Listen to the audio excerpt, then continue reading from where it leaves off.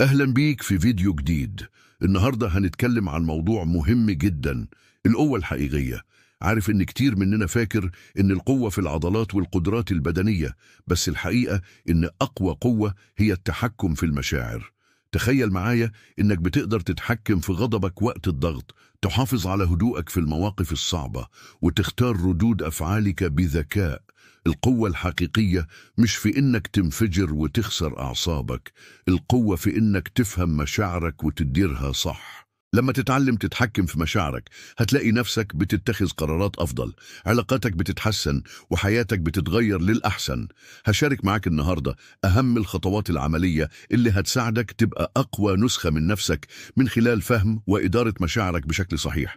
لو عجبك المحتوى ده متنساش تعمل لايك واشتراك في القناة عشان يوصلك كل جديد. خليك معانا عشان المزيد من النصائح العملية اللي هتفيدك في حياتك.